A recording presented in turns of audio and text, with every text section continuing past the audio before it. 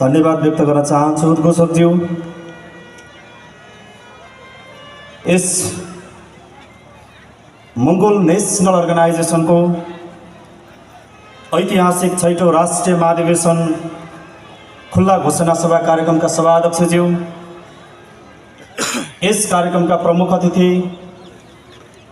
नेपाल को समग्र 3 करोड़ नागरिकहरू को भविष्य को ढुकढुकी संगठन को ऐतिहासिक 6औं राष्ट्रिय महाधिवेशन को बंद सत्रबाट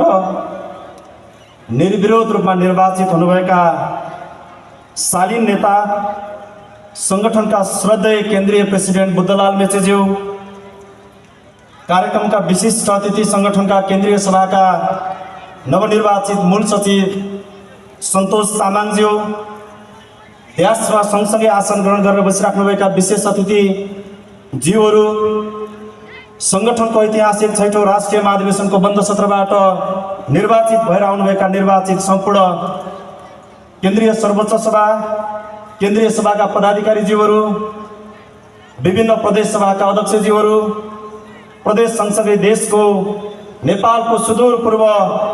मेचीदेखि सुदूर पश्चिम महाकालीसम्मबाट देश को ऐतिहासिक 6औं मंगोल नेशनल अर्गनाइजेशन को ऐतिहासिक 6औं राष्ट्रिय महाधिवेशनबाट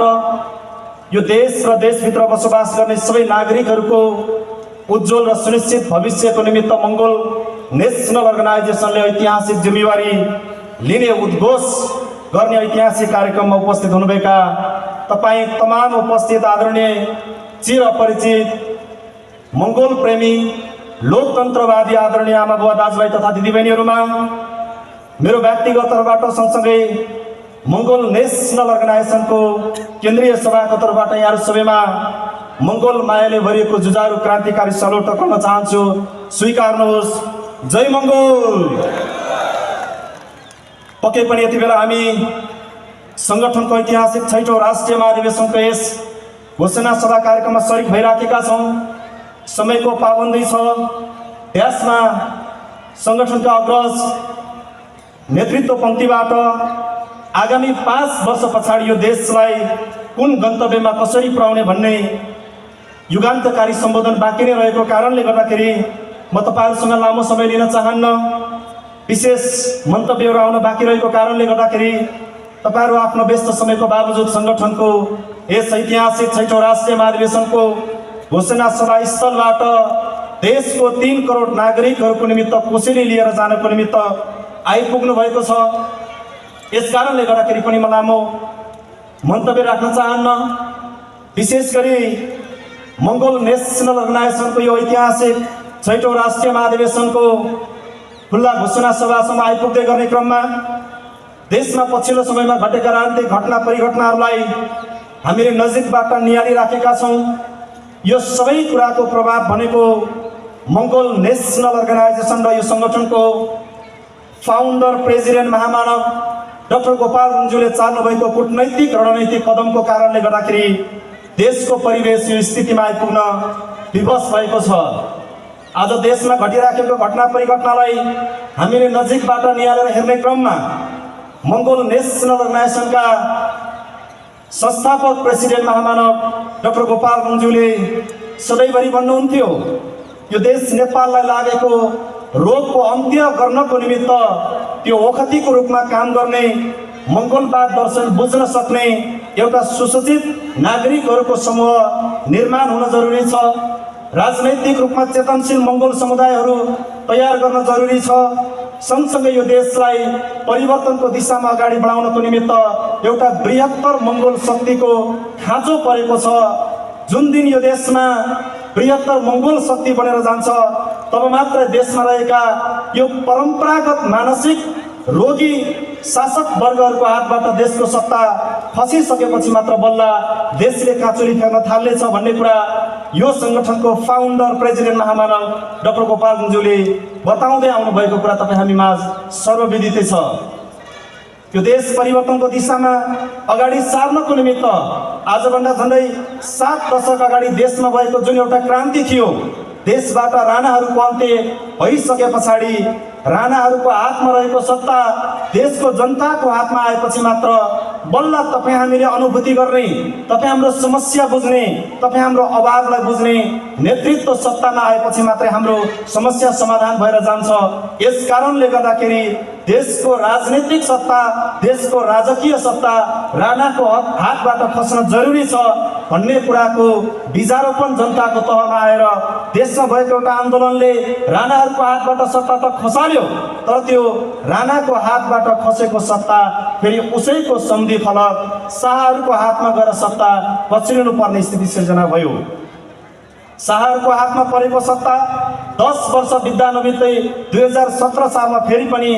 शाह राजा महेन्द्रले सत्तालाई कु गर्दै फेरि पनि उही तानाशाही प्रवृत्तिको सुरुवात गरिसके पछाडि देशमा जन्मिँदै गरेको, हुर्किँदै गरेको नयाँ पुस्ताले फेरि त्यसको विरोधमा आन्दोलन मचाउन सुरु गर्यो। त्यो आन्दोलनको नेतृत्वकर्ताको रूपमा यो सङ्गठनको संस्थापक प्रेसिडेन्ट महामानव डाक्टर गोपाल गुरुङज्यूले देशभरिका मङ्गोल समुदायका नागरिकहरूलाई राजनैतिक रूपमा चेतनशील बनाएर लोकतन्त्रको निमित्त अब आवाज उठाउन सक्ने नेतृत्व पङ्क्ति बनाएर अगाडि बढाउनको निमित्त गोपाल गुरुङले सङ्घर्ष गर्दै गरेको कुरा थाहा पाइसके पछाडि देशमा रहेका शासकहरूले मङ्गोल नेसनल अर्गनाइजेसन र देशको बृहत्तर मङ्गोल शक्तिलाई रोक्नको निमित्त फेरि पनि षड्यन्त्र गरेर 2046-47 सालको आन्दोलन, खासमा त्यो आन्दोलन भनेको शाह राजा राणाहरूको हातमा भएको एक तन्त्रीय शासन पद्धतिमा रहेको सत्ता र शक्तिलाई छिनालेर देशको बहुसङ्ख्यक नागरिकको हातमा सत्ता र शक्ति ल्याउनको निमित्त आन्दोलन हुने परिस्थिति थियो। तर त्यति बेला पनि देशमा षड्यन्त्र भएर महामानव डाक्टर गोपाल गुरुङज्यूको दर्शन र सिद्धान्त बुझेर देशको बृहत्तर मङ्गोल समुदायहरू एउटा बृहत मङ्गोल शक्ति बन्न दिनु हुँदैन भन्ने कुरा बुझेका कारणले गर्दाखेरि सर्वभरा र सर्वहाराको नारा लगाएर हाम्रो मान्छेलाई फेरि त्यहाँ पनि अल्मल्याउने काम भयो। त्यस पछाडि सङ्गठनका फाउन्डर प्रेसिडेन्ट महामानव डाक्टर गोपाल गुरुङज्यूले सन् 1989 जनवरी 1 तारिकको दिनमा भद्रकोट जेलभित्र नै मङ्गोल नेसनल अर्गनाइजेसन जस्तो राजनैतिक सङ्गठनको स्थापना गरेर देशको सबै नागरिकहरूलाई राजनैतिक रूपमा चेतनशील बनाएर आफ्नो गुमेको हक अधिकार अस्तित्व सुरक्षित गर्नको निमित्त राजनैतिक रूपमा चेतनशील बनाउने अभियानलाई अगाडि सार्दै लाँदाखेरि झन्डै त्यसको मङ्गोल नेसनल अर्गनाइजेसनको स्थापना भएको करिब 2 दशकको अन्तरालमा देशमा लोकतन्त्र घोषणा गर्नै पर्ने परिस्थिति बनिसके पछाडि आज लोकतान्त्रिक मुलुकमा मङ्गोल शक्तिहरू एकट्ठा हुन लागेको देखेको कारणले गर्दाखेरि देशका शासकहरूले अहिले षड्यन्त्र गरिराखेका छन्। महामानव डाक्टर गोपाल गुरुङज्यूले सधैँभरि भन्नुहुन्थ्यो आफ्नो गुमेको हक अधिकार अस्तित्व रक्षा गर्नको निमित्त, सुरक्षा गर्नको निमित्त तपाईँ धन पैसा दौलतमा करोडौं लाखौं अरबौं पैसा कमाएर तपाईको हक अधिकार अस्तित्व सुरक्षित हुँदैन। तपाईको आफ्नो हक अधिकार अस्तित्व सुरक्षित गर्नको निमित्त राजनैतिक रूपमा सोचबुझ राख्नुपर्छ, राजनैतिक रूपमा चेतनशील भएर एकट्ठा हुनुपर्छ। यसको निमित्त मङ्गोल नेसनल अर्गनाइजेसन र स्वतन्त्र रूपमा राजनीति गर्नको निमित्त लोकतन्त्रको विकल्प छैन भन्ने कुरा गोपाल गुरुङले अगाडि सारेर बढाउनु भएको कारणले गर्दाखेरि अहिले देशमा देखा परिराखेको छ, विभिन्न खालको राजनीतिक घटना परिघटना भइराखेको छ। अहिलेको देशको राजनीतिले के ग्यारेन्टी गर्न खोजिराखेको छ भन्दा अब नेपालको पोलिटिकल ब्याटल ग्राउन्डमा जम्मा दुईवटा प्रतिस्पर्धा हुँदैछ, एउटा मङ्गोल भर्सेस आर्यनको बीचमा प्रतिस्पर्धा हुँदैछ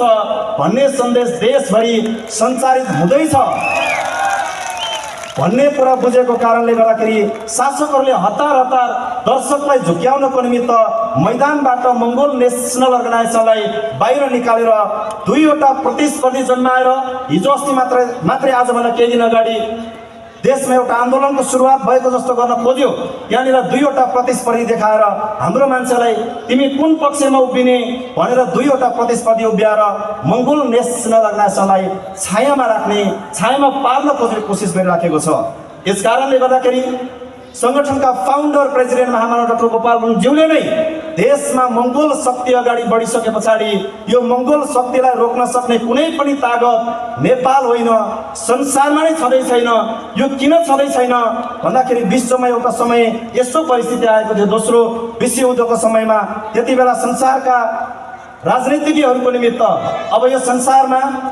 बमको पक्ष लिएर जाने कि बुद्धको विचार लिएर जाने भनेर चुनाव गर्नुपर्ने परिस्थिति आउने बेलामा अहिलेको संसारको विश्वको राजनीतिक घटना परिघटनाले यति बेला संसारमा विध्वंस होइन, अब संसारमा वैचारिक क्रान्तिको आवश्यकता छ भन्ने कुरा ग्यारेन्टी गरेको र त्यही लयमा मङ्गोल नेसन अगाडि हिँडेको कारणले गर्दाखेरि मङ्गोल नेसनले उत्पादन गर्दै गरेको यो मङ्गोल शक्ति अब संसारमा कहिले पनि रोकेर जाने छैन।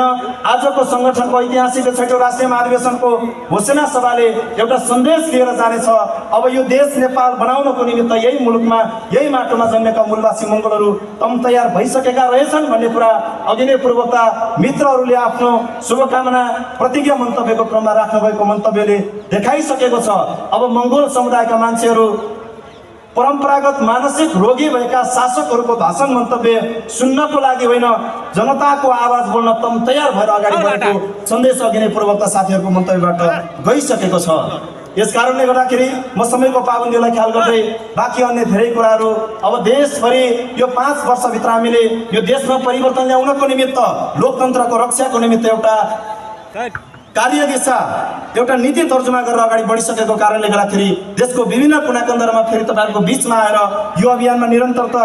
दिनको निमित्त निरन्तर जोडिनको निमित्त प्रतिबद्ध छु। सँगसँगै सङ्गठनको ऐतिहासिक हिजो सम्पन्न भएको 6औं राष्ट्रिय महाधिवेशनको बन्द सत्रबाट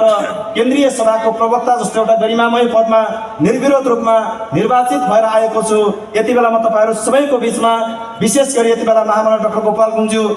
जसको दर्शन र सिद्धान्तको कारणले गर्दाखेरि जसले दिनुभएको प्लेटफर्मको कारणले गर्दाखेरि तपाईँहरूको आवाज बोल्न सक्ने भएको छु। यसको निमित्त महामना डाक्टर गोपाल गुरुङज्यूप्रति सदाबार रूपमा उहाँप्रति ऋणी रहँदै विशेष गरी म हिजो निर्वाचित भएको पदमा सङ्गठनको निवर्तमान केन्द्रीय प्रवक्ताको रूपमा पूर्व प्रवक्ताको रूपमा सङ्गठनमा आदरणीय दाइहरू टोमराज थाम्सुआङज्यूले त्यसै गरी आदरणीय दाइ दिलीप हिमालज्यूले पनि सङ्गठनको केन्द्रीय सभाको प्रवक्ताको भूमिका निर्वाह गरेर आइसक्नु भएको छ। सङ्गठनको निर्वाचित श्रद्धेय प्रेसिडेन्टज्यूले पनि सङ्गठनको केन्द्रीय प्रवक्ताको भूमिका निर्वाह गरेर आउनुभएको थियो। म यो कुरामा उहाँहरूको अगाडि सँगसँगै तपाईँहरू सबैको अगाडि म एउटा प्रतिज्ञा गर्न चाहन्छु। हिजो उहाँहरूले सुरुवात गरेर ल्याउनु भएको केन्द्रीय प्रवक्ताको जुन विरासत छ, म यो विरासतलाई ढल्न नदिकन मङ्गोल नेसनल अर्गनाइजेसनको केन्द्रीय प्रवक्ता भएको हैसियतले रिन्छेन तामाङ मङ्गोल नेसनल अर्गनाइजेसनलाई माध्यम बनाउँदै देशभरिको नागरिकको आवाज बोल्ने केन्द्रीय प्रवक्ताको रूपमा म सधैँभरि तपाईँहरूको बिचमा काम गर्ने प्रतिबद्धता गर्दै म तपाईँहरूको बिचबाट ओझल पर्न चाहन्छु। हस्त, जय मङ्गोल।